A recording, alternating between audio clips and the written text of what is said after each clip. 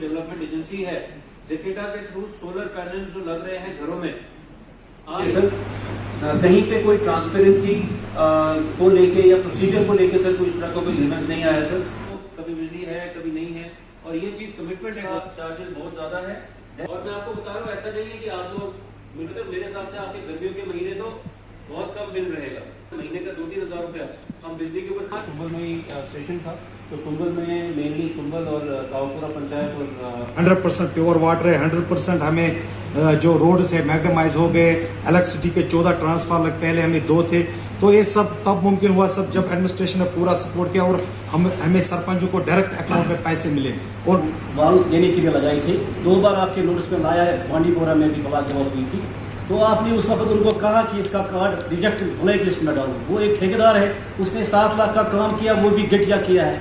और देखिए ये जो हमारा ब्लॉक दिवस रहता है इसमें नॉर्मली पब्लिक के साथ इंटरेक्शन होता है, क्या इश्यूज हैं और जो हमारे लेवल पे होते हैं इमीडिएटली उनको रिजॉल्व किया जाता है। जो हमारे लेवल पे इंटर डिपार्टमेंटल इश्यूज हैं उनको रिजॉल्व किया जाता है। कुछ इश्यूज हमारे लेवल से बाहर भी होते हैं, डिपार्टमेंटल होते हैं, जैसे कि ये सुंबल का जो फुटब्रिज है इसका था क्योंकि डिपार्टमेंटली अलॉटेड था और इसका काम चल रहा था बट पूरी तरह से नहीं हो पाया।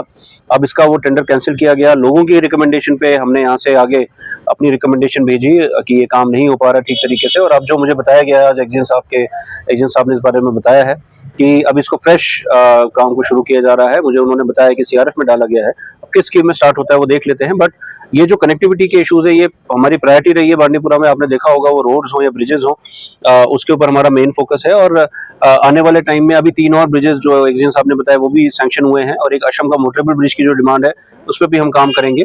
तो ये वाले इश्यूज हम रिजॉल्व कर रहे हैं। इसी के साथ साथ जो हमारा भ्रष्टाचार मुक्त वीक चल रहा है उसके तहत भी हर एक पंचायत में और जगह जगह पे लोगों के साथ इंटरेक्शन हो रही है। कोशिश ये की जा रही है लोगों को बताने की कि जो भ्रष्टाचार है उसके वजूहात क्या हो सकते हैं, किस वजह से कोई मजबूर हो सकता है कि उसका काम ना हो रहा हो।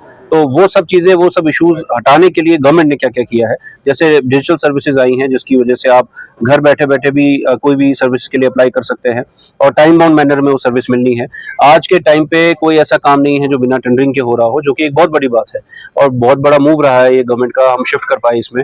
और उसके साथ साथ जब हमारे पिछले 2 साल से आप देखेंगे जो हमारा बजट है डिस्ट्रिक्ट का वो 700-750 करोड़ रहा है, उससे पहले 100 करोड़ एक रहा करता था। तो इतना बड़े बजट में काम करना और टेंडरिंग के साथ करना और ट्रांसपेरेंटली करना ये एक बड़ी बात रही है। उसी के साथ साथ जितने भी हमारे ऑफिसर्स हैं, बाकी लोग हैं, वो ड्यूटी बाउंड है कि उनको जो सर्विसेज देनी है वो दें और ग्रीवेंस सिस्टम एक पूरा बनाया गया है।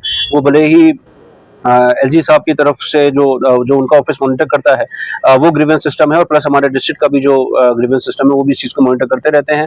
और आपने देखा होगा कि खासतौर पर बांडीपुरा की मैं बात करूंगा तो कोई ऐसा ऑफिसर नहीं है, अगर आप उसको व्हाट्सएप पे भी कोई इशू डालते हैं तो वो रिस्पॉन्ड ना करता हो उस पर, जो अगर उनके हाथ में हो तो काम ना किया जाता हो।